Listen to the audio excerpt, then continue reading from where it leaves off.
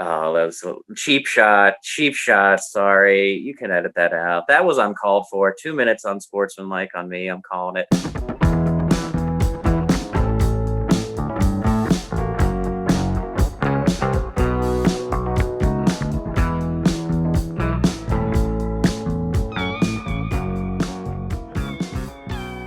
What's up, metalheads? Welcome back to Listography. Joe here with Cramser, with Jason, and tonight we are doing Iron Maiden, classic metal band, basically Black Sabbath, begat Judas Priest, and Iron Maiden, and that's pretty much how metal works in the music world. Always tied at the hip, those two. Priest has their own fan base, Iron Maiden theirs. I don't think they get along from what I can tell from some of the comments that we've had on our channel. I haven't looked too deep into it, but I'm sure the Judas Priest fans will be all over this one, saying that they're better and that Iron Maiden stinks, but whatever. We're not here to talk about that. We're here to talk about Iron Maiden. Interesting band because they have 3 different singers, so that's always fun to compare those. They've been around since 1980 was their first release, and they had a release 5 years ago, so they're kind of just keep on going. One of those metal bands that never quits and has, reported itself quite nicely over the years, except for a couple weak spots with that cover singer that they got. But I think in general, a pretty strong discography. I was familiar with every album, although to be honest, before this, I had never listened all the way through Virtual 11 or X Factor.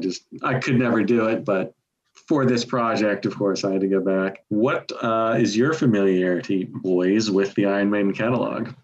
Pretty much some hits, and Brave New World I got from my college library, and Number of the Beast. So those are the only 2 albums I knew. This was like 05, 06. Why not? There was like 3 months when I was really into metal. So saw some Iron Maiden at the library. 3 months. That's about it. And yeah, always liked them. Metal is a genre that I like but don't love. So, but as far as that goes, Iron Maiden is pretty much the cream of the crop to me. So that's where I got them. I got into Maiden when Brave New World came out. That was kind of like my peak of being into metal. I was real into like Dream Theater and kind of progressive stuff. And I remember there being a big stink about, Dickinson being back in the band. I think I saw the Wicker Man video when they like started the Headbangers Ball on MTV2. And I thought that song was cool. And then I listened to the record and I was surprised at like how sort of proggy it was. I thought they were way more kind of thrashy, but I didn't expect them to be so expansive. So I got kind of into them then. I followed them for like 3 records before I kind of fell off. Went back, got their greatest hits. I've heard a couple of the older records in their entirety, Number of the Beast and maybe 1 or 2 others, but for the most part, I know like the old hits and the newer albums, but yeah, that's where I'm at. All right. Well, they have 16 albums, which is kind of in the middle. I always feel like they have more for a band that's been around and, continuing active for 40 years. Not that many. They took some breaks, so not too bad to get through everything. Who's starting us off? We're going to do 16, 15, 14, 13, 12, 11. And then we'll do the top 10 as we normally do, trading back and forth. So who's got 16, 15, 14? And I hope to God they're all Blaze Bayley and, well, the weak Dickinson one. So the bottom, number 16 for me, is X Factor from 1995. This is the first record with Blaze Bayley. There's no Martin Birch on this one either. Hugh Syme, who did all the Rush covers, designed the album cover. So that's an interesting note, but that's maybe the best thing about the record. Blaze Bayley, his voice, a clear step down from Dickinson. He doesn't have a terrible voice though, but you compound that with the fact that he has like 0 melodic sensibility and his rhythm is terrible and his phrasing's awful. So the quality of his voice is the least of his problems. Just does not work, doesn't fit. Sounds like he's almost like reading the lyrics for the first time as he's recording it. So yeah, it just does not work. The band seems like they're kind of going through the motions. Yeah, not a very good record. I got it at 1 star. Number 15, also 1 star, Virtual 11. The second record with Blaze Bayley, I think it's marginally better musically. I think the band sounds a little bit more into it than they do on the X Factor, but same problems with Blaze Bayley. Not good. 14, I have the most recent Iron Maiden album, Book of Souls. I don't know. This could potentially be, at least partially due to the fact that I listened to them all sequentially in like a week and a half time. And it's 11 tracks, 92 minutes. Maybe I was feeling a bit of burnout by this point, but trying to keep that out of my decision making here. I really think it's just way bloated. There's cool moments and cool parts of songs that I just really wish they focused on and like distilled down to like the best parts. There's so much wasted space on this where they're just blasting through like Iron Maiden by numbers, and it's just so long and so boring. So I have that one at 2.5 stars. Yeah, Blaze Bayley, also in my bottom 2. Number 16, I've got the X Factor. Sign of the Cross. Jason was talking about how he can't like do the phrasing right or melodically or in good rhythm or in good time. It's like laughable. And I'm usually the last one of us to critique a drum sound, but the drums on this sound pretty bad, pretty tinny, little a la Saint Anger, not nearly as bad, pretty uninspired. I swear to God, go back and listen to tracks 4, 5, and 6. Every single one of them starts off with almost the exact same arpeggio. Literally check it out. It is almost the exact same thing. Judgment of Heaven is really bad. This thing is just long, not captivating, lacks power, lacks metal. And yeah, this is easily the worst vocals we've covered on the channel. And we've done Billy Joel. Oh, that was a cheap shot.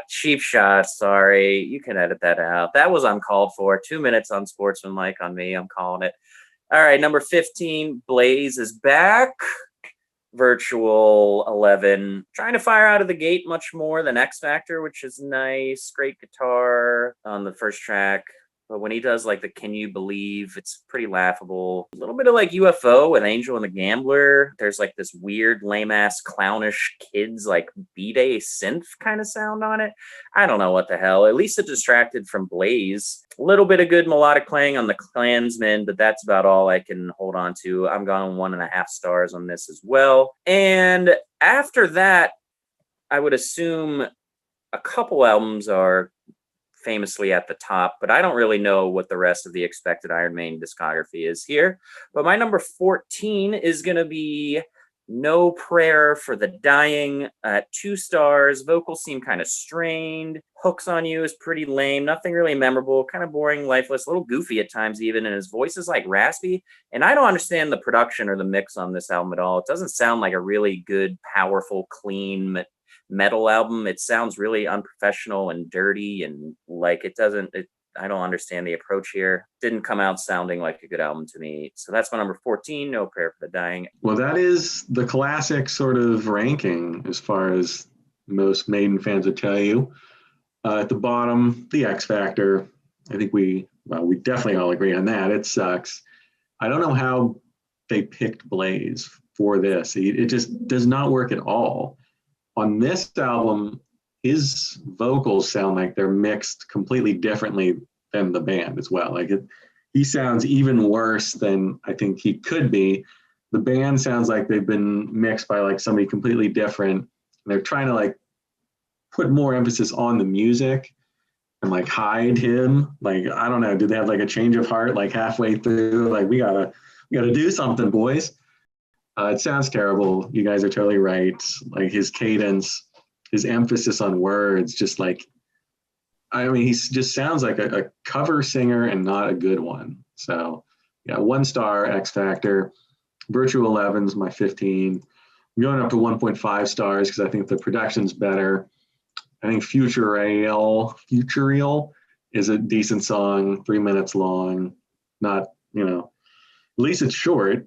Angel and the Gambler might be my least favorite Iron Maiden song completely. And then there's some good music on the Klansman. I agree with Kramser, but when he sings like I am the Klansman, like he sounds so bad. Like I can't believe they didn't just like fire him in the middle of it.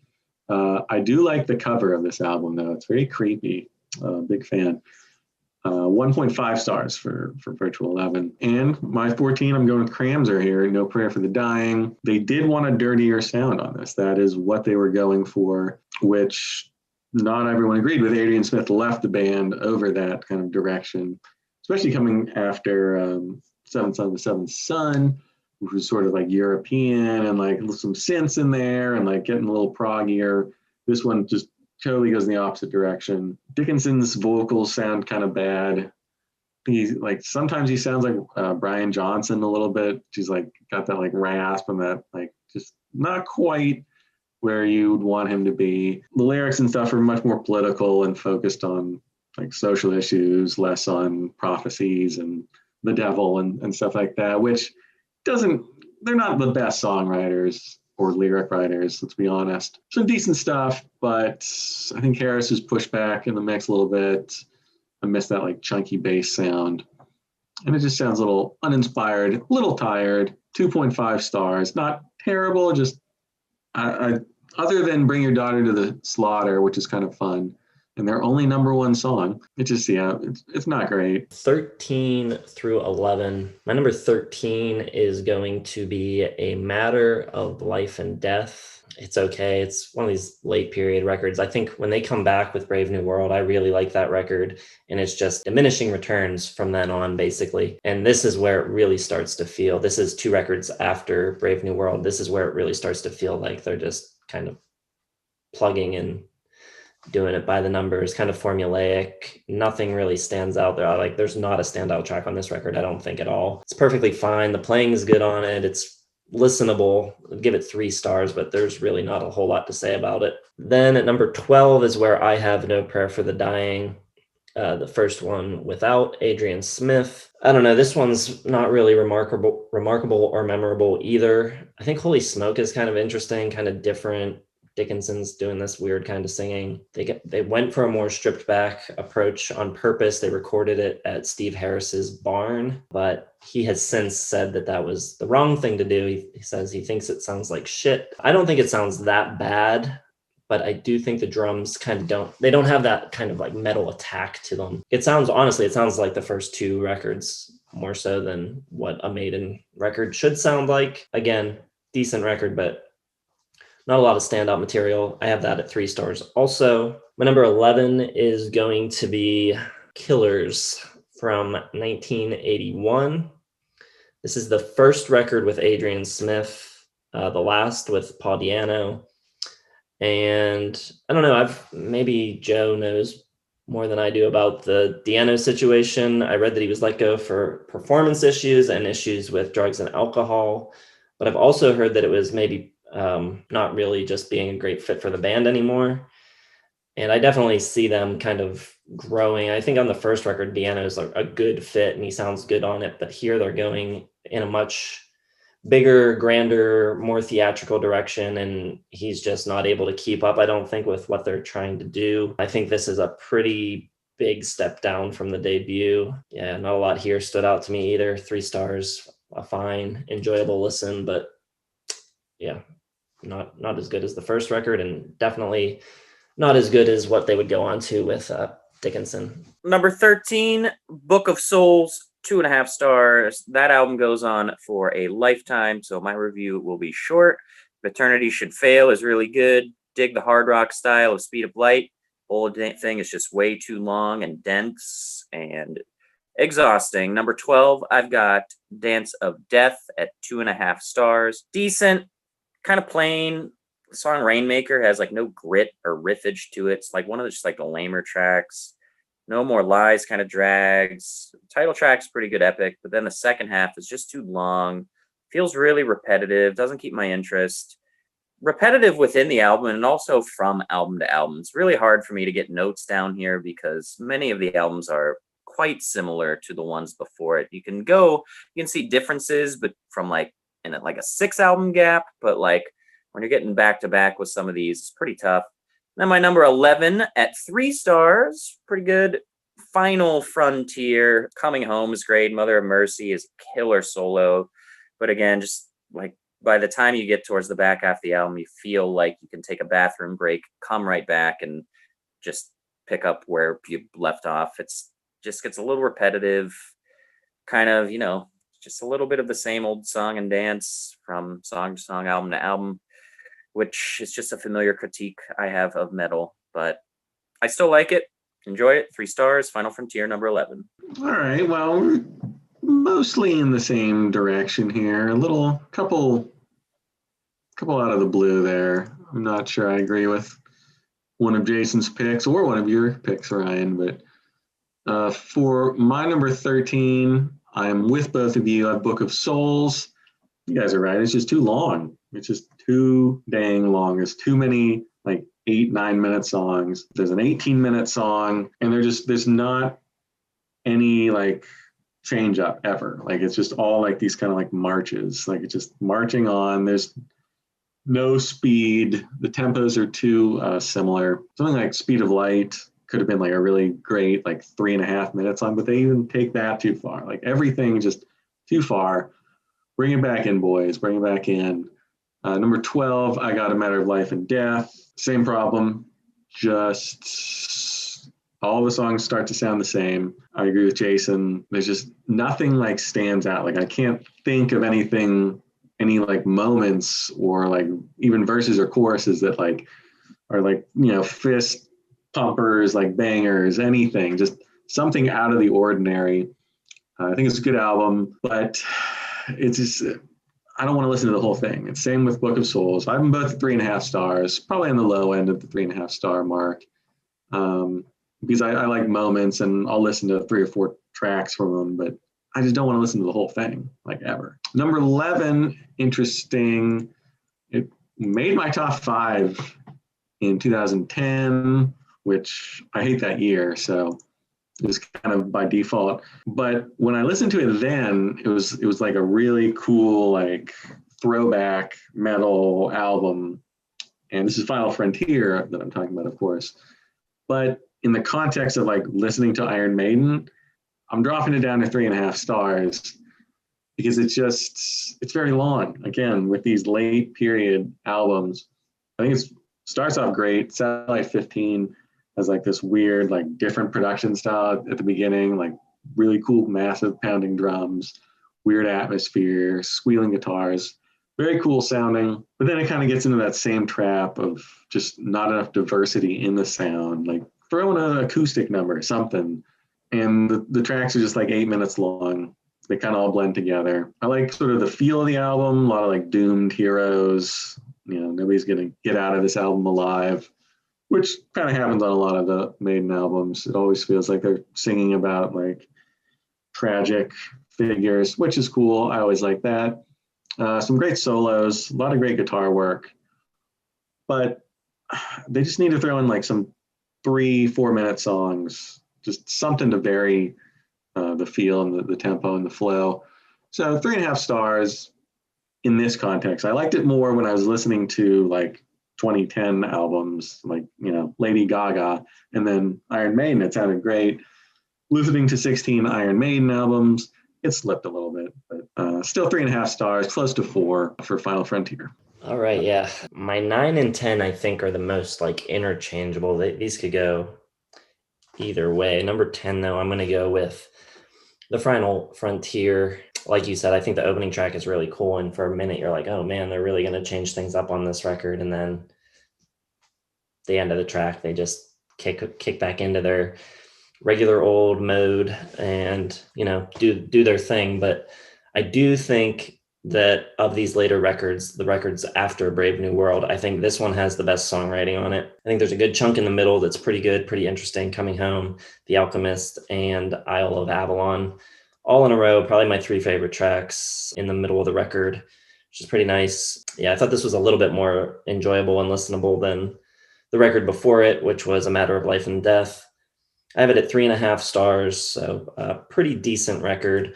I do think, though, that with these late period records, they need to work with a different producer or switch things up some way. I mean, there's rumors of them working on another record, and I think Kevin Shirley has even tweeted that he's been working on some big project that people think is a new Maiden record. But man, I hope he's not working with them again. Just like they need some new blood or some fresh ideas, because it's getting kind of stale, I think. Yeah, it would be tough if you just played a random Iron Maiden song from 2000 on. If it wasn't one of the best, like bigger, well-known ones or one of my favorites, I would not be able to tell you what album it was on. So I agree with Jason. My number 10, I've got Seventh Son of a Seventh Son at 3 stars. I think it's good. I like the sound of it. Pretty slick. I like to introduce the synth a little bit on it. Creates some nice atmosphere. Moonchild is really good, but there's some songs that are like really close to being great to me, like Infinite Dreams. Has some cool bass licks on it, great guitar work, but doesn't really do it for me. I don't know if it's just like too laid back or something. I don't know. Title track, I kind of feel the same way. I think this is maybe his worst album vocally, or the worst vocal album that's not Blaze Bayley. He's almost doing a Blaze Bayley impression in some parts, where he's like especially in the title track when he's trying to jam too many syllables together, and it just comes out kind of clunky and awkward and forced. Like they just refuse to rephrase any of the writing. Like, no, this is what the lyrics are. We're doing it. I don't care. I think Clairvoyant is really good. Second half of the album, I would say, is stronger than the first. Yeah, there's just Infinite Dreams and Seventh Son of the Seventh Son. I mean, when you have 2 songs that you don't like and they take up 18 minutes of the album, essentially, it's tough to. It probably would be 3.5, but I'm going 3 stars for this one. Seventh Son of the Seventh Son at number 10. Well, that definitely goes against the standard rankings. That's ludicrous. That was my 1988 winner. You won't find that one on my list for a long time. My number 10 is going to be 1992's Fear of the Dark. It's another one without Adrian Smith. This is the last one produced by Martin Birch. And it's kind of like they went gritty with No Prayer for the Dying. They kind of brought it back a little bit to the mystical, magical realm that Iron Maiden likes to deal in. And it starts off great, Be Quicker, Be Dead, awesome, breakneck, just riff, powerful, like driving beat. Great. I think Bruce sounds pretty good on this, sounds better than he did. But then there's some weird stuff, like From Here to Eternity is like super AC/DC. Fear is the Key sounds a lot like Dio. Chains of Misery sounds a lot like Judas Priest. Wasting Love sounds just like Ozzy Osbourne. Not that any of those are like bad songs, but like I feel like they're copying a little bit too much without kind of Adrian Smith there to help with the songwriting. Just feels a little derivative. A lot of variety on the album, though. I think it's a good album. They get weird, like they sing about soccer and like soccer hooliganism on Weekend Warrior, which just really stands out. It's a fun song. It doesn't quite fit with the rest of it. And there's some just like weird moments in this. It doesn't feel like a cohesive like album, but it is a big step up over everything else they did in the 90s. So this is their best 90s album. And it's pretty good, but it's just not great. It misses Adrian Smith. It misses some of that energy. And I think Harris's bass playing kind of gets relegated again, which I just can't stand. So good album, 3.5 stars, but I don't really listen to the whole thing very often. All right, my number 9, like I said, almost interchangeable with my number 10. This is The Dance of Death from 2003, another Kevin Shirley production. I think the opener, Wildest Dreams, is cool. but it doesn't really fit the rest of the record. It's kind of like this fast rocker. And then after that, the rest of the record kind of goes to this sort of almost pseudo proggy metal that they were doing on the previous record. I think you could have easily just opened with Rainmaker, would have been a fine way to start it. Probably too long, again, probably too long songs, but I do think the songs here are pretty good. Montsegur is a pretty cool track, an enjoyable listen, but nothing that we haven't heard already from Maiden. 3.5 stars for that one. Number 9 for me, 3.5 stars. A Matter of Life and Death. Yeah, I think this one is pretty darn good. It's kind of no nonsense, great pace and energy. This one manages much more than some of the other ones. That keeps my attention more throughout the longer songs because they're shifting a lot more. It's not just like big 3-minute passages of the same thing kind of loop through and through and through, and then it finally changes. This one kind of keeps you guessing a little bit more. Good changes and kind of chapters to the long stuff. I love the vibe, full of like minor key writing and just really evil, gloomy with like fierce and force. I think Brighter Than 1,000 Suns really good. It's like a dire urgency on this album. The Pilgrim is really good. Different World dies off towards the end a little bit for me with Lord of Light and The Legacy. But yeah, overall, I think it's pretty good. 3.5, Matter of Life and Death, number 9. All right, my number 9, I'm going back to the beginning. Iron Maiden from 1980. I got it 3.5 stars. I think some of these songs are awesome. Prowler, awesome way to kick off, introduce the band. Very raw. I like Paul Di'Anno's vocals. I think they could have been a fine metal band with him instead of Bruce Dickinson. They kind of would outgrow him with some of the longer, more epic stuff, but I think his mix of like the grungier, grittier, punkier vocals works well on this. Prowler, Running Free, Iron Maiden, the track, all real great stuff. You can kind of feel the influence is a little bit like, you can see some Judas Priest, little Kiss influence, I think, on here, a little Thin Lizzy with the dueling guitars. And it's an interesting combo. I mean, it doesn't quite sound like everything else because there's a little punk and a little prog, I think, all mixed together. Production's not great, but I kind of like the rawness of it. It definitely sounds good. It's interesting enough, especially in context of the Iron Maiden discography, that it kind of stands out in a good way. They got that kind of synchronized guitar stuff right off the bat, which is great. But the middle, Phantom of the Opera, Transylvania, Strange World, Charlotte the Harlot, just kind of average for me. So I got a 3.5 stars. It's interesting album, but unlike Jason, I think their next album with Paul Di'Anno is much superior. My number 8 is also the self-titled debut.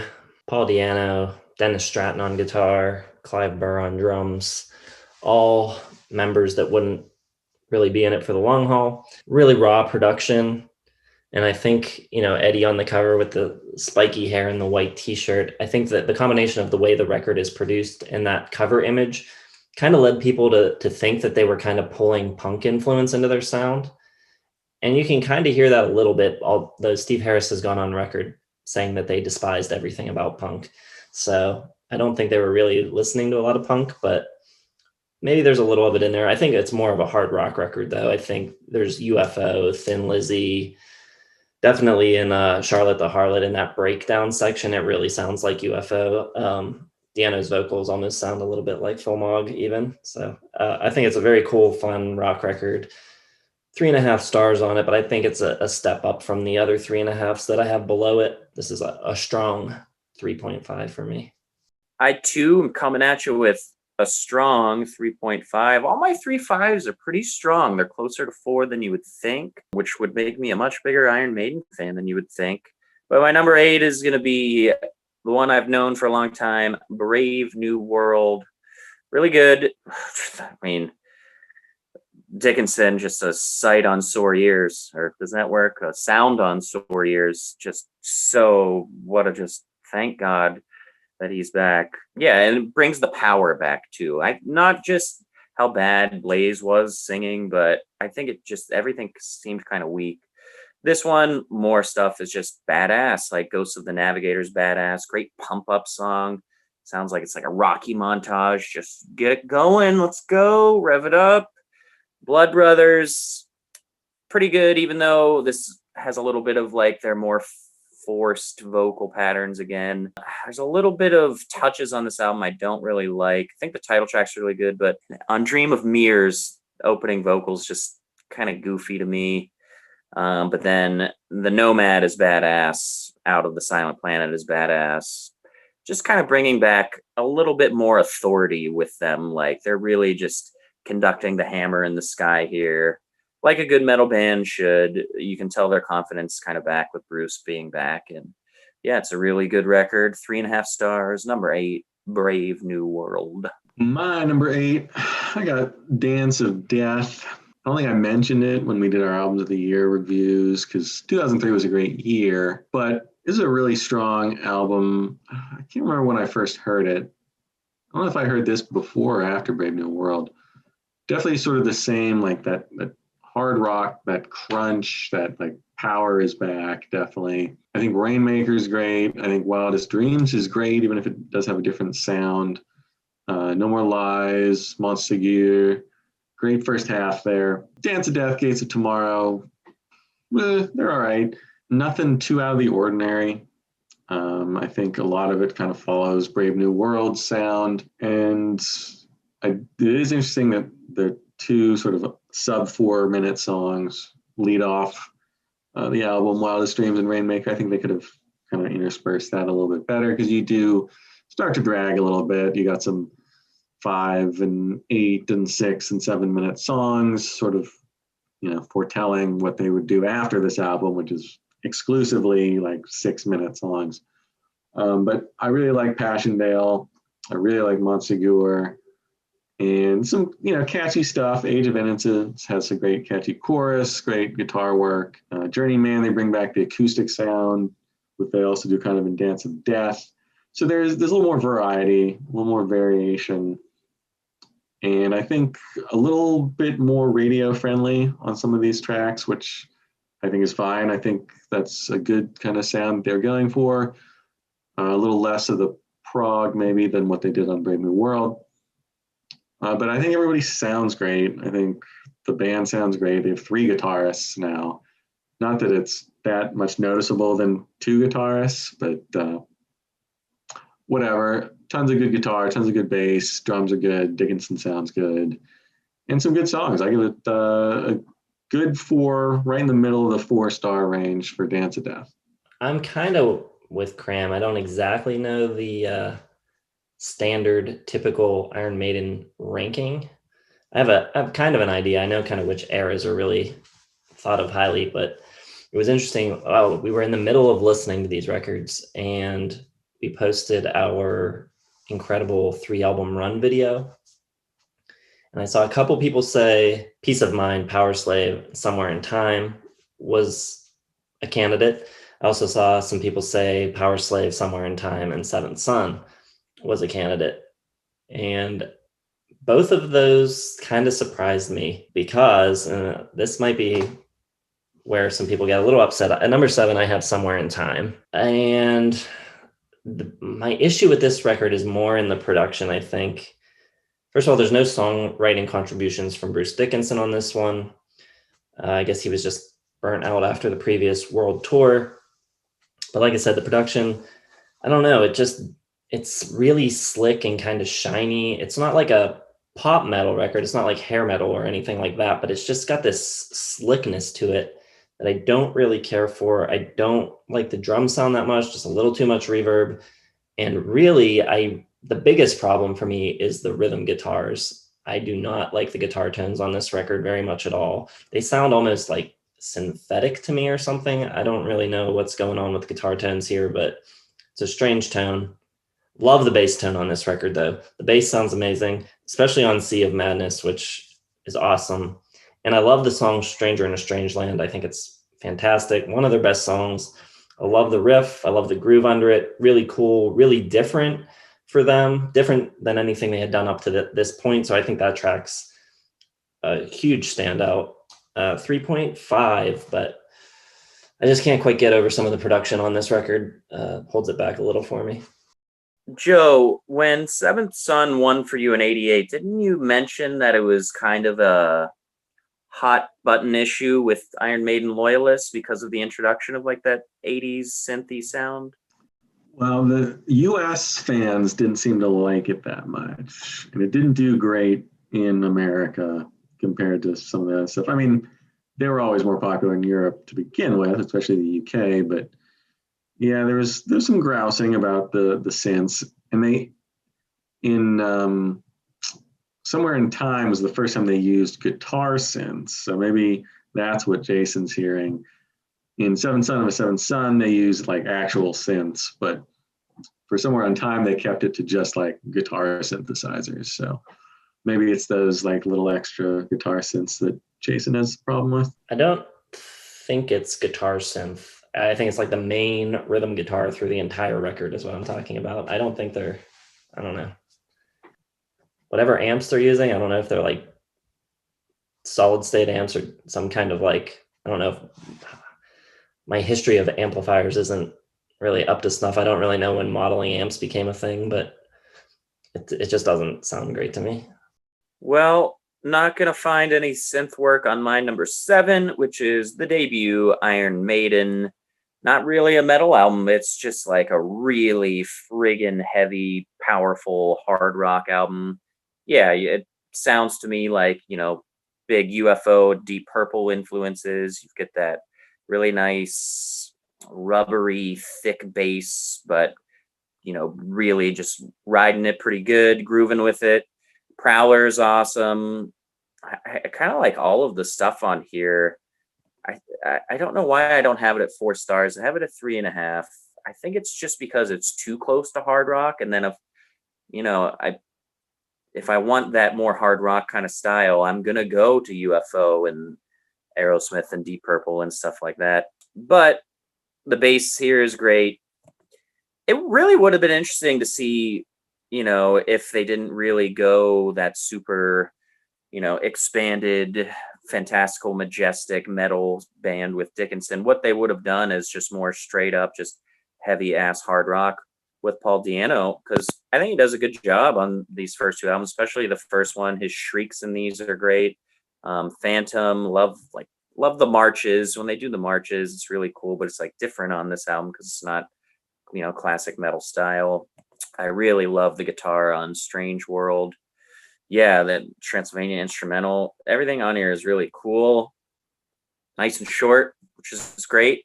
It's the first album, so if you don't see the rest of the catalog coming with those 10-minute epic 70-minute albums later on, this one is a evil tease where you're just like, oh, nice, 38-minute record, hard rock, let's go. So I dug it. 3.5 stars for Iron Maiden debut at number 7. All right, I'm going Brave New World for my number 7. I got it 4 stars. Yes, it is a much needed comeback for Bruce and Adrian rejoining the band. Just, it's definitely a new sound for them. It doesn't sound like anything else they had done yet, which is cool. Like, oh, okay, a new sound from Iron Maiden. They would kind of run the sound in the ground, but in 2000 with this album, I think it sounded fresh and great. Really heavy, really hard. The guitars and the bass just hit really hard on this album, which I love. Wicker Man, Gus the Navigator, Brave New World, Blood Brothers, all just powerful, big rockers. They do, the Bloat appears, 6.5 minutes, 7-minute songs. They have some shorter ones though, The Mercenary, Fallen Angel, Wicker Man. And I think at this point, I still like the longer songs because they do have a lot of different variation throughout them, a lot of interesting parts, a lot of interesting guitars, great riffs. I think they keep even the longer songs interesting, and that kind of less and less and less, diminishing returns throughout the rest of them. I love the bass sound, that galloping metallic bass is back. which they kind of went away from on the 90s albums. No real weak tracks on this at all, even the 9-minute ones, all pretty good. I don't know if it has like a really standout track. I don't think any of these are going to make my top 10, but none of these would make my bottom 30 either. So just good songs all the way through, great playing, good production, good singing. Everybody sounds refreshed. And yeah, it's a good album, 4 stars. All right. My number 6 is a record that I think might be many hardcore Iron Maiden fans' number 1. It was number 38, I believe, on Rolling Stone's top 100 metal albums of all time, and that is Powerslave. This is the first record of theirs to have the same lineup as the record before it, but it's kind of a tough one for me. I can totally see why this would be a lot of people's favorite, especially if you're really into metal. They kind of refine their sound here.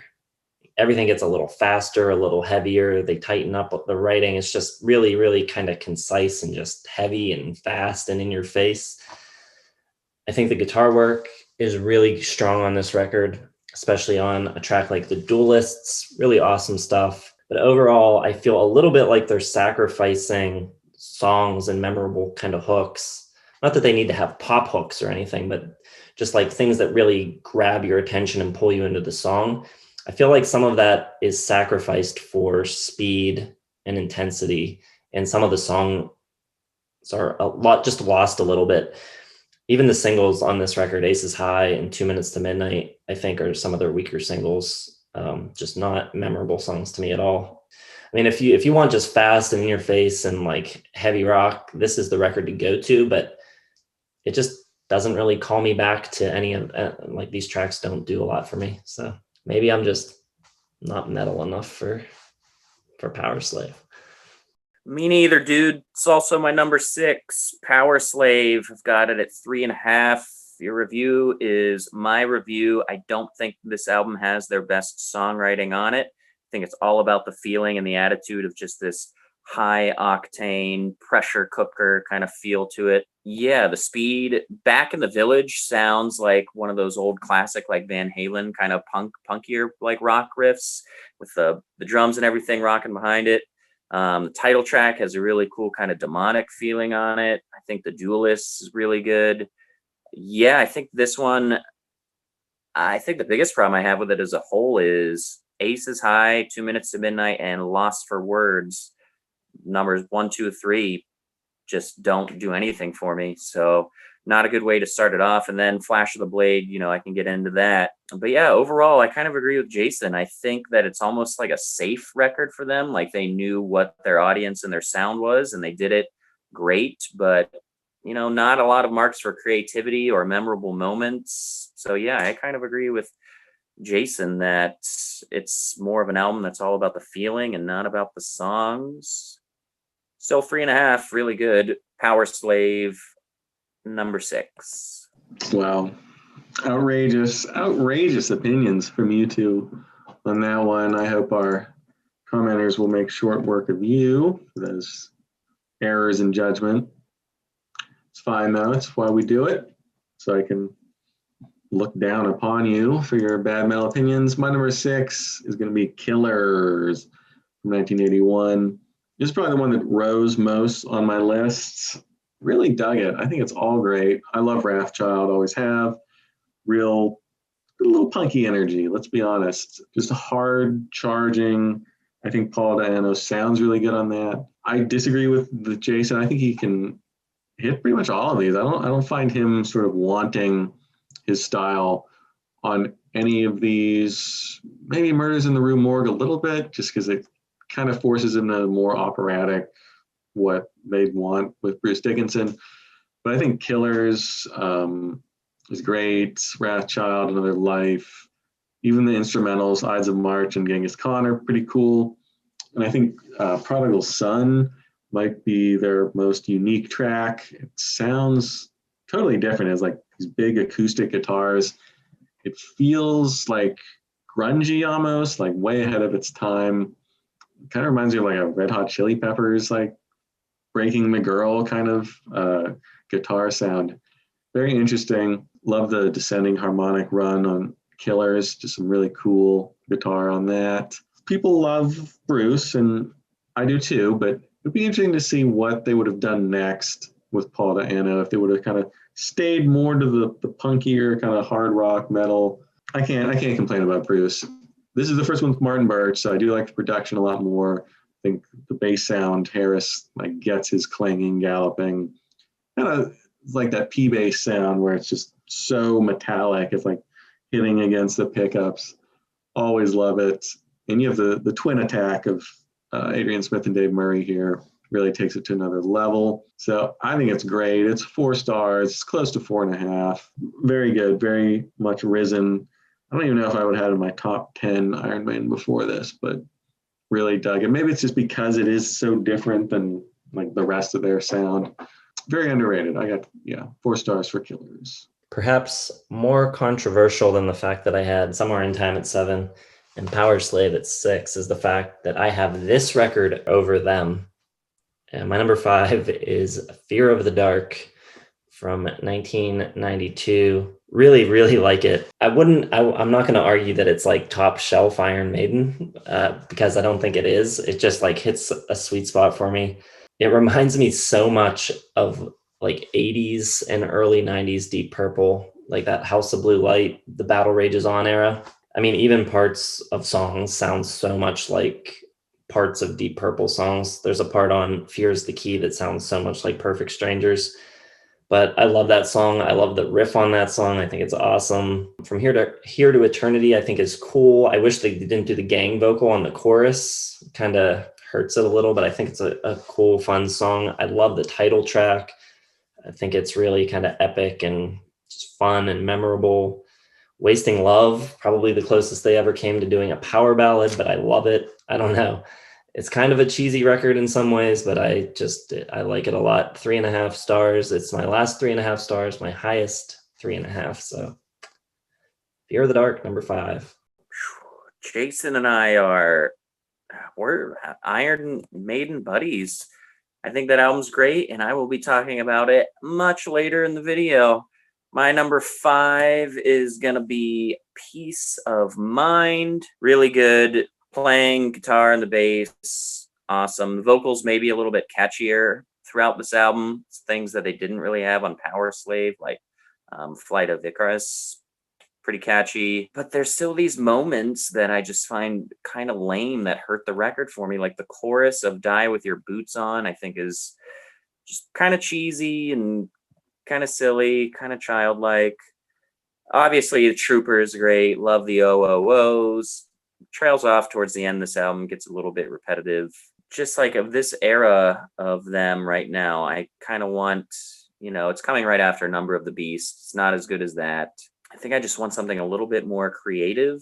And it seems like when they got more creative, it just meant they went longer. So I don't really know exactly what I want until we get to Fear of the Dark. But yeah, I think this one's really good.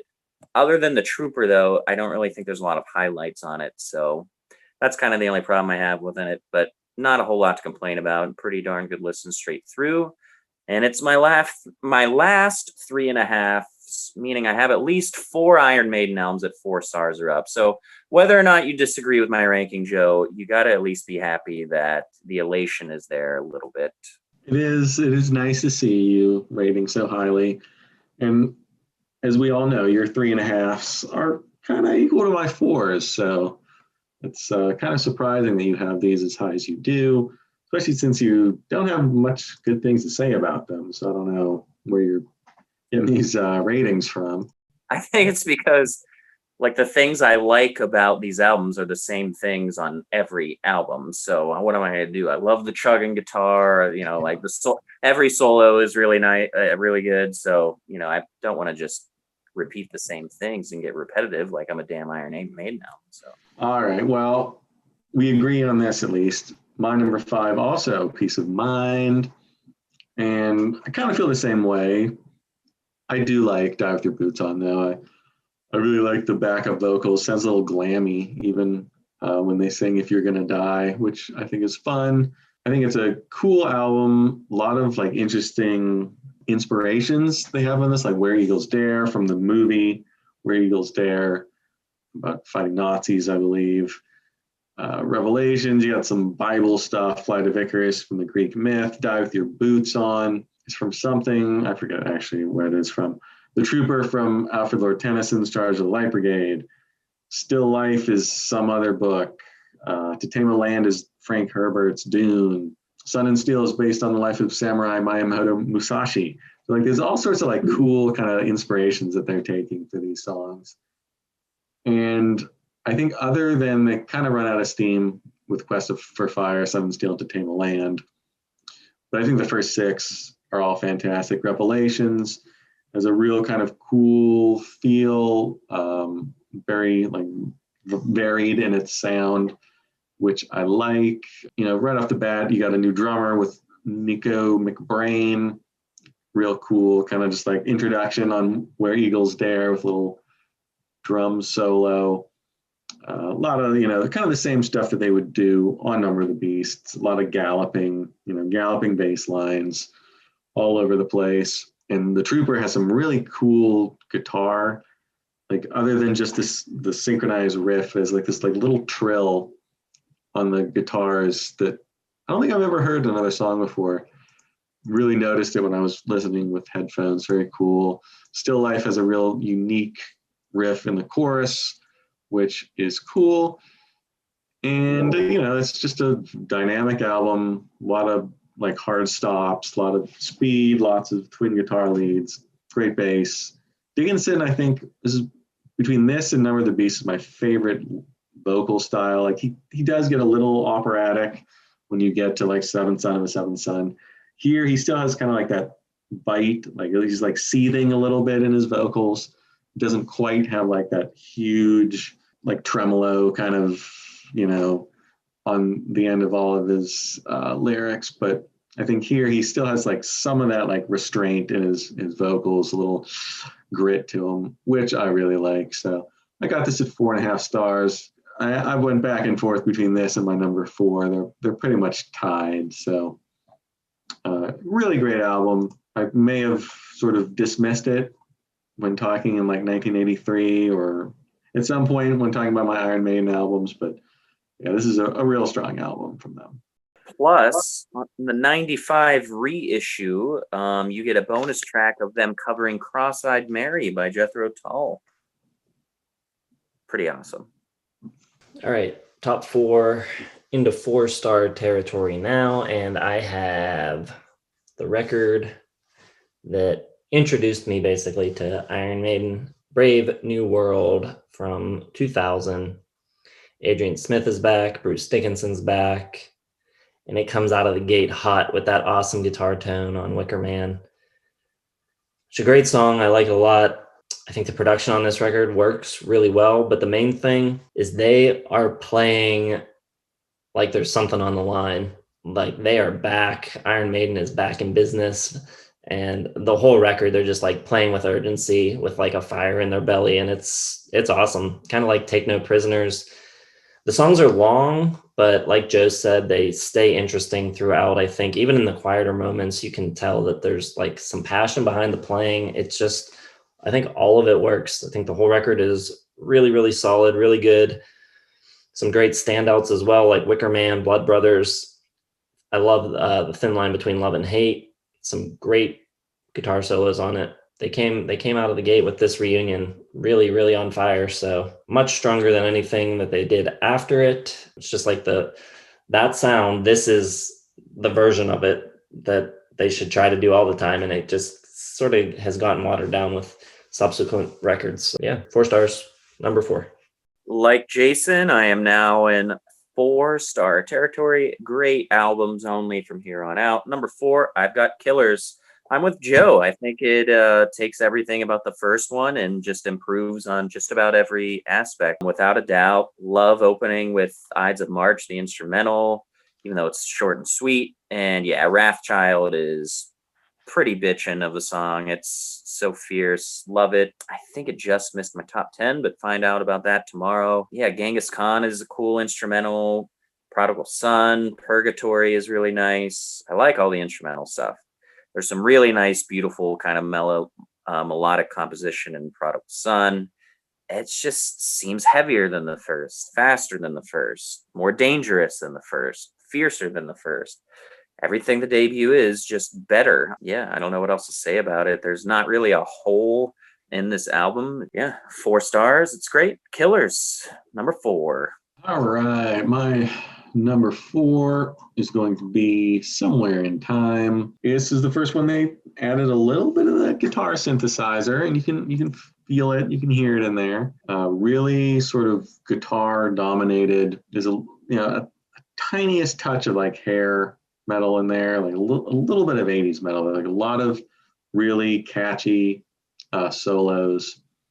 I think Stranger in a Strange Land is extraordinarily catchy for like a big metal song, and maybe a little less on the bass on this, not quite as prodigious as something like Powerslave, where like Steve Harris, his work on that is insane, how fast and like all over the place he is. I think he dials it back a little bit on here. Still get that big pummeling sound though. He's not a shrinking daisy here. He's still quite at the forefront. Songs are a little long. You're getting into like the 5 and 6 here, but very consistent. There's no songs I don't like.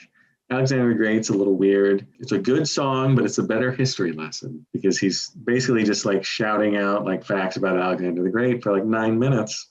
That's great. There's a song about being the loneliness of the long distance runner, which again, like where are they getting like these ideas from? Like of all the bizarre things to sing about, especially for a metal band. But it's a good song. I like it plenty. There's some big like sing-along choruses in Wasted Years and Heaven Can Wait. Heaven Can Wait has that like, oh, like, which is like the prototype for like all the modern like prog, like Coheed and Cambria and stuff like that. And then like some cool Alex Lifeson 80s guitar tones in there as well. So, a little more emphasis on the guitars here, the twin attack, excellent throughout. And it's very catchy, they buy a little bit into the 80s metal. And I think on a whole, very strong. I think this is the last like classic era album I heard from them. It kind of gets like brushed off, I feel like, amongst the mainstream Iron Maiden fans. Probably because it didn't have like that big single or that big song like The Trooper or Aces High or anything like that. I think it's great. I think it's 4.5 stars. It made my top 5 in 1986. So it's a really good classic era Iron Maiden album, Somewhere in Time. Right. My number 3 is Peace of Mind from 1983. The first one with Nico McBrain on drums. And I think that is probably the biggest improvement on this record over the first 3. I think the drum sound is way better on this record. His playing's better too, I think. I also think that the dual guitar work of Murray and Smith together is really kind of developing and evolving on this record. I think they're getting better at playing together. This is kind of like a dark horse for me. That first time through, I thought pretty good, but like a pretty big step down from Number of the Beast. But upon revisiting, I sort of started to realize like there's not really a standout aside from maybe like The Trooper, but I started to realize like all these other songs are pretty darn good too. So yeah, it lands at number 3. I think Die With Your Boots On is great. I like Revelations a lot. Sun and Steel is pretty cool. Just really solid, I think, the whole way through actually. So 4 stars for me. All right. My number 3, I've got Somewhere in Time, 4 stars. Yeah, this was really refreshing going through. You get kind of a new sound. You get more of that spacey, soaring guitar, like that synthetic sound, which I like. Seems a little bit more epic. Maybe like a little bit of like the hair metal of the time creeping in. The song structures are a lot different here too. Not quite as proggy. They're a little bit more traditional, more like reprises and refrains and familiar pieces and patterns coming together. A little bit of like AC/DC kind of style songwriting here, especially like Joe was talking about with like the chorus of Heaven Can Wait with the whoa-oh-ohs. Really catchy. This album is probably their catchiest to date. And to me, this album is sort of just like a big flex of what the guitars can do. The bass is scaled back for sure, but I do love the bass sound on here. It's got like that Really nice, like metallic and rubbery kind of tone to it. Really dig it, but the guitars steal the show here. Everything sounds really good. Yeah, Alexander the Great. What is it with Alexander the Great? It's never great. The Oliver Stone movie was terrible. This song doesn't really do it for me. One day someone will get it right. Sea of Madness, Loneliness of the Long Distance Runner, and yeah, Stranger in a Strange Land. Judging by what we've talked about so far on this video, our top 10 songs list, Jason and I, might be our like most matched song list we've ever done on this channel, because love that jam. Yeah, I thought this album was really good. Love the sound of it. Somewhere in Time. Number 3, 4 stars. All right, we're into 5-star territory for me. My number 3 is going to be my 1988 winner, Seventh Son of a Seventh Son. I just love this album. I love the sound. I love the little extra that the synths add, little extra proggy elements right off the bat with Moonchild. I think them having a theme, even if it's, I don't know how exact they stuck to it. It's pretty much a concept album right off the bat. I think it ties everything together nicely. And I think, American fans thought this was too European, but I think for 1988, this kind of combines everything about that hair metal era with their early stuff. It never doesn't sound like Iron Maiden, but it adds a little flavor, a little texture. I think the 2 singles, Can I Play With Madness and That Evil That Men Do, super catchy. I think all these songs maybe up the commercial radio friendly-ish. We're not in America, but there was they had 3 top 10 singles, I think, in the UK with this one. And you can definitely kind of feel, you can hear them going for that like little extra commerciality, but never dilutes the sound. I think it's all great. Some great bass lines. I think Dickinson maybe oversings a little bit. This is probably his most like operatic, over the top performance. Kind of sounds like an old wizard sometimes. Like it really matches the the theme of the album, but I still think he's great, even though like all punk and hard rock and like anything like that, that's gone. Like that's completely dead now. But I think it works for this epic of an album, that kind of vocal style. And I think it's just kind of a great combo of the virtuosity of the band, an interesting, cool theme, and a lot of variation in the sound from the radio kind of singles to the longer Seventh Son of a Seventh Son with sort of the spoken word sections and the kind of vibe and the feel of it. I think Only the Good Die Young's another really great sort of like pump up, kind of epic, fist pumping kind of song. So I think this is just sort of like their last, like real great all around performance where everything just kind of clicked. They added new sounds, they added the old sounds. Everybody played at the top of their game. The songwriting's great, and everybody kind of had a hand in it. Bruce Dickinson had a bunch of credits on this. Same with Murray and Harris and Smith. So just everybody comes together, makes a great album. Their final great album, but one hell of an album nonetheless. So yes, Seventh Son of a Seventh Son, my number 3, 5 stars. So I have a trifecta in play, right?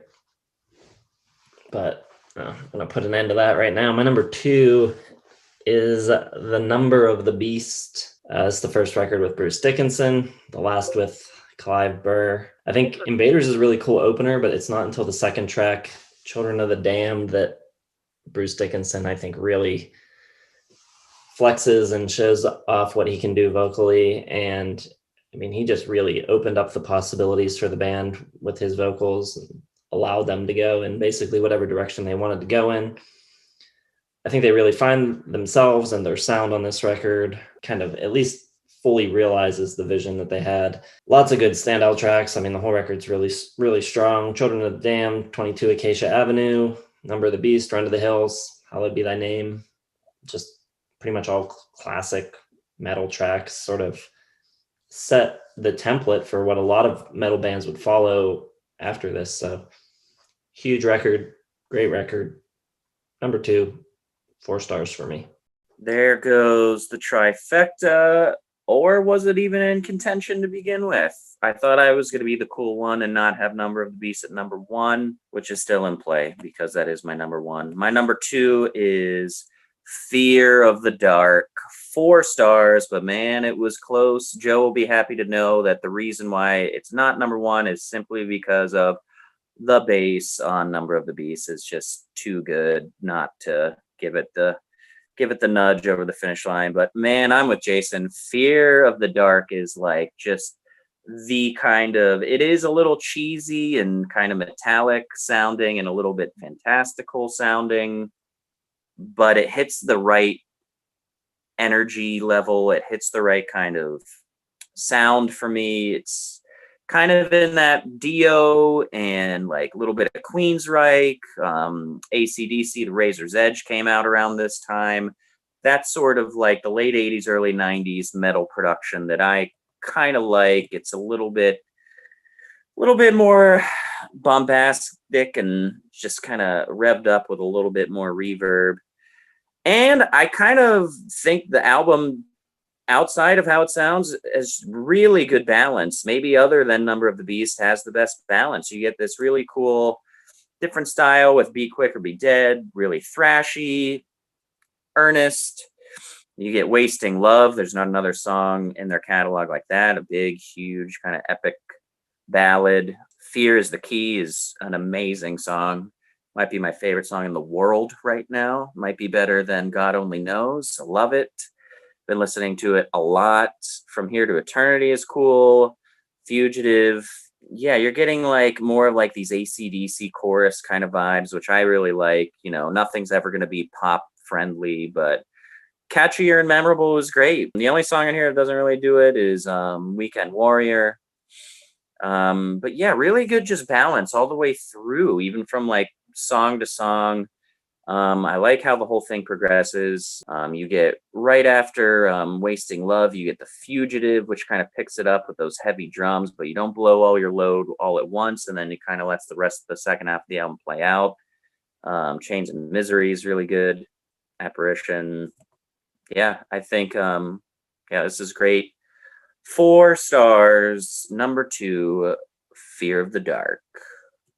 Give it a chance, Joe. Give it another chance.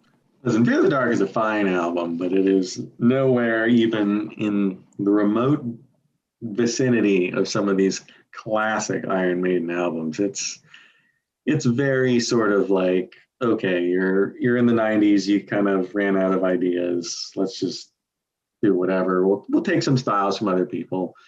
But no, it's just not a number 2 kind of album. My number 2, which is the correct number 2, Powerslave. I don't know why you guys don't like this one. The speed and ferocity, some of the most ridiculously awesome bass performances ever put to tape. Some of these songs, it sounds like Harris is playing like either sped up or like with 4 fingers like the whole time. It's so fast, blows my mind. You know, right off the bat with Aces High, just ridiculous song. It's about the Battle of Britain, which is great. I love that they're dipping into the history of their own country. A very cool event. Some kind of ridiculous lyrics. One of like the pre-chorus is running, scrambling, flying, rolling, turning, diving, going in again, running, scrambling, flying, rolling, turning, diving. But it totally works. Like, it sounds stupid as hell when I sing it, but when Bruce Dickinson sings it, sounds great. And just the speed of everything, the bass, the drums, the guitars. There's some guitar lines in here on Back in the Village, just unbelievably fast, but so precise. It sounds great. You can hear every note of the drum, or every note of the bass and the guitars. I think Bruce sounds great. 2 Minutes to Midnight. Don't know why you guys don't like this one. I love it. It's almost like a normal metal song. Like, it's got a great chorus, big verse, not too fantastical or anything like that. Just a good fist pumper. I just can't get over the excellence, the virtuosity of the playing on this one. I love it. I love trying to learn these songs on bass. I've tried for a long time to get Aces High and Flash of the Blade, and I think I have them for the most part, but it's just what he's doing on this sounds so cool.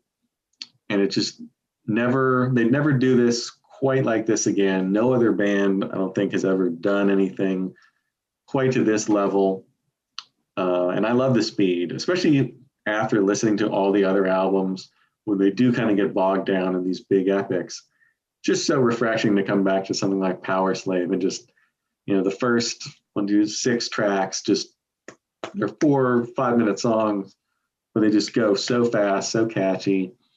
Then you get like Powerslave with like the Egyptian influence a little bit, like Ramsey said, a little evil sounding. And they bust into the 13-minute Rhyme of the Ancient Mariner.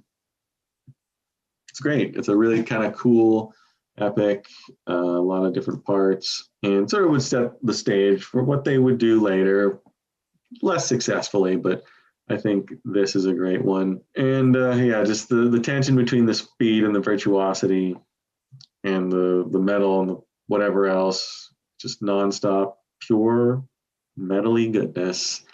And I love it. So 5 stars for Powerslave, which it didn't even make my top 5 in 1984, which shows how great of a year that was. But maybe it should have. Maybe I'll kick the cars out when we redo that one. Okay, my number 1 is Seventh Son of a Seventh Son. Really good. It opens with just acoustic guitar, Bruce Dickinson's voice, and then you get this like synth arpeggio. The way this record starts had to freak out so many Iron Maiden fans. They had to be so scared, but eventually they kind of kick it in with Harris's trademark kind of bass galloping, and I think they get the production right on this one. It is kind of commercial 80s sounding metal record, but it doesn't sound to me as synthetic as Somewhere in Time. I think they dial that back a little bit. I think the writing is really good. Can I Play with Madness? Super catchy. I think it's like the perfect blending of their pop sensibilities with the heaviness.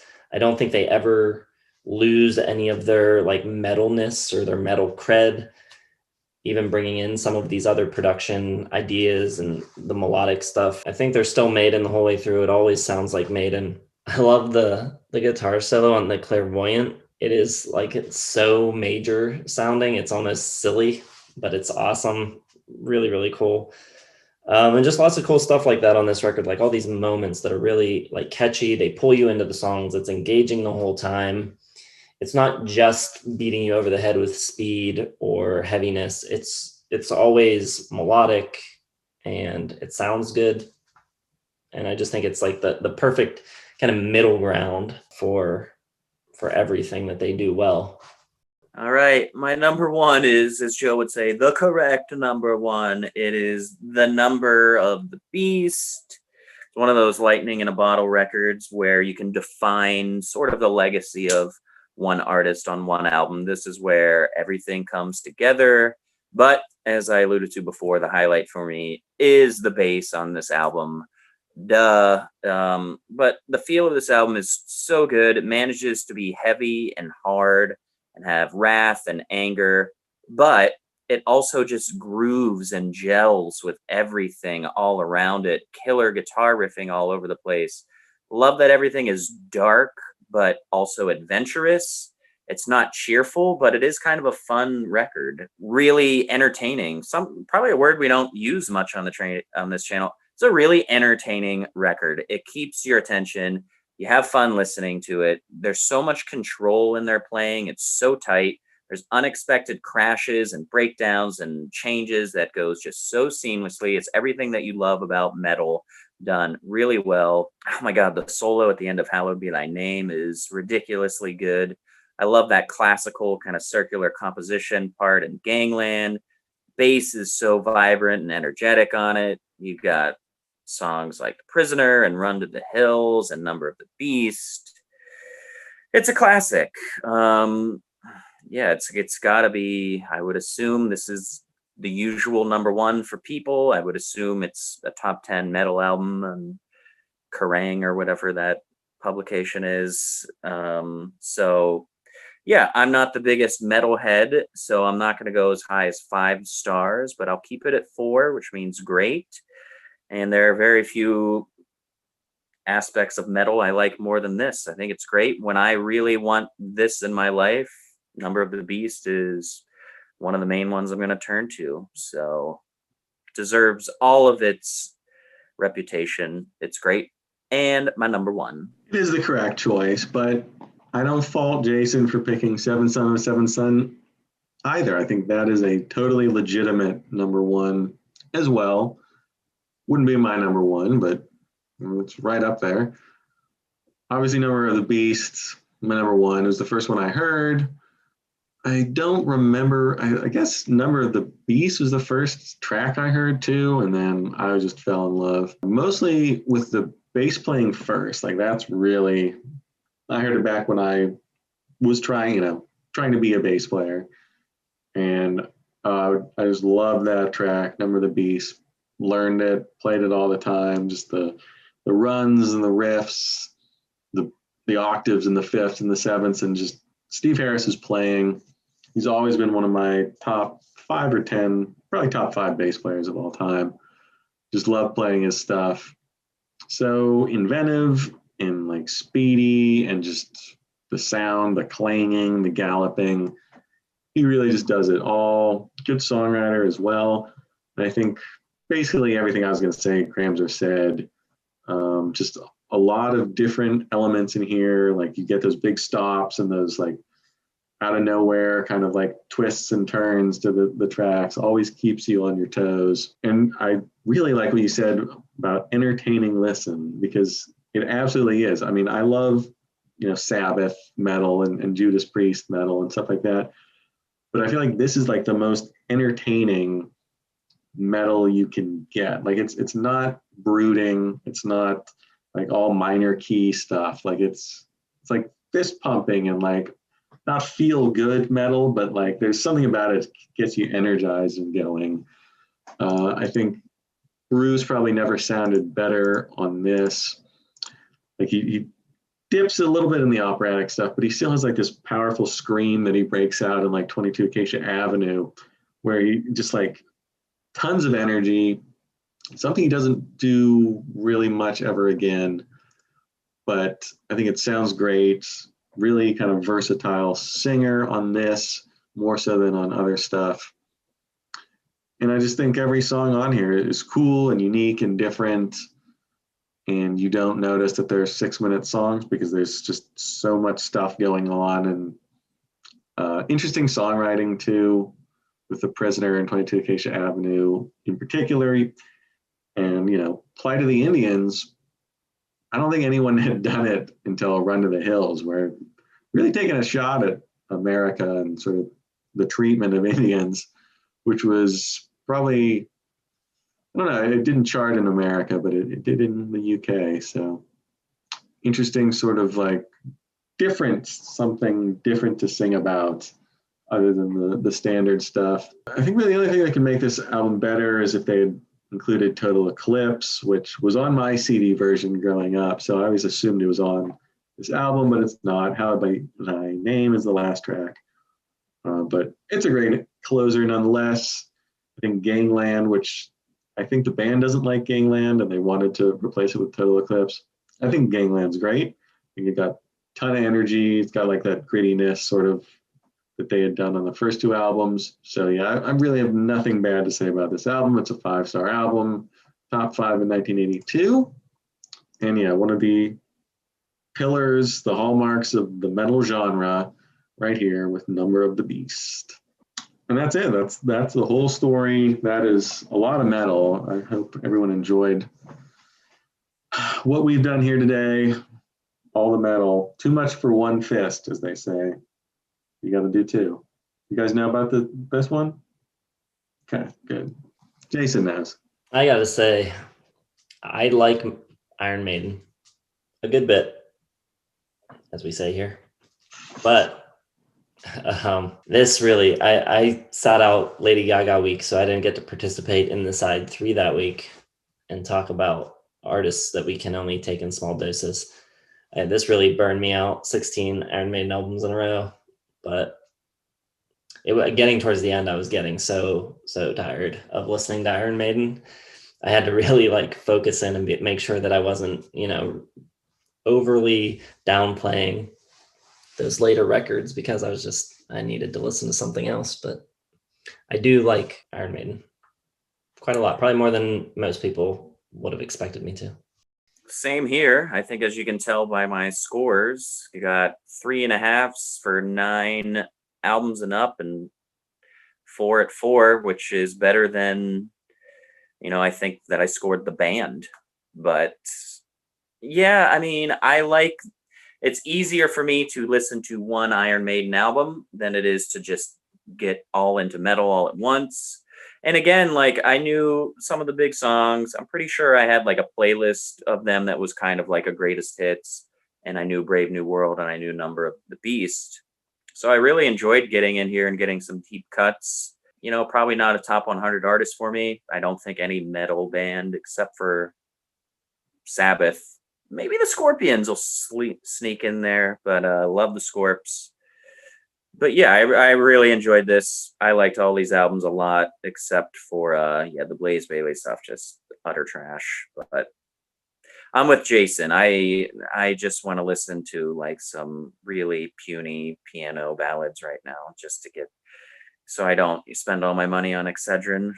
And it's really not, like, we talked about the genres that we kind of get sick of, and this doesn't even like fall into that category of like other metal that just like Napalm Death or something, where it's just like, okay, this is just like, there's too many groups of albums that sound just like the other one, and it just kind of wore me down a little bit too. I mean, I definitely get where you guys are coming from with that. My experience, not so much. I can listen to everything from Killers to Seventh Son to Seventh Son in an afternoon. And I did. I mean, I'd probably listened to Peace of Mind, because it was probably the least that I'd listened to up until this point of like the classic albums. Probably listened to it 10 times in the past 2 weeks. Still not sick of it. I can listen to Seventh Son of the Seventh Son literally every day.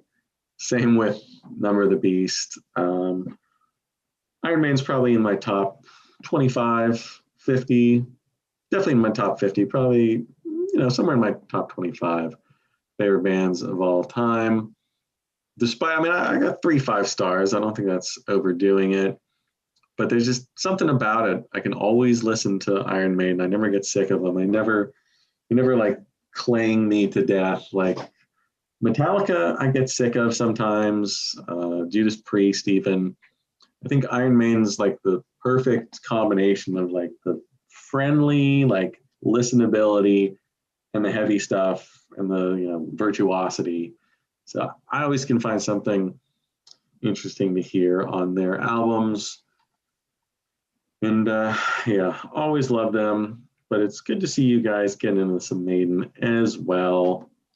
Hopefully our commenters and fans also got into some Maiden this week.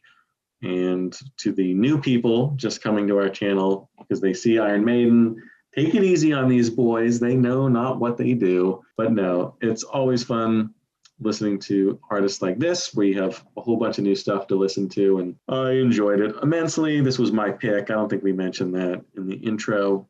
So we'll have a Jason and the Cramser pick coming up the next couple of weeks. So we're all looking forward to that. In the meantime, like the video, subscribe to the channel, hit the bell for notifications, leave a comment, give us your list. If you don't want to listen to the Blaze Bayley era, totally cool with that. Just skip those completely. Tune in tomorrow. We'll do our top 10 favorite songs. We have a fun side 3 as well on Thursday. Thanks for watching. Check out our social stuff. I like to give away trade secrets every once in a while on Twitter, so check that out. Facebook, Instagram.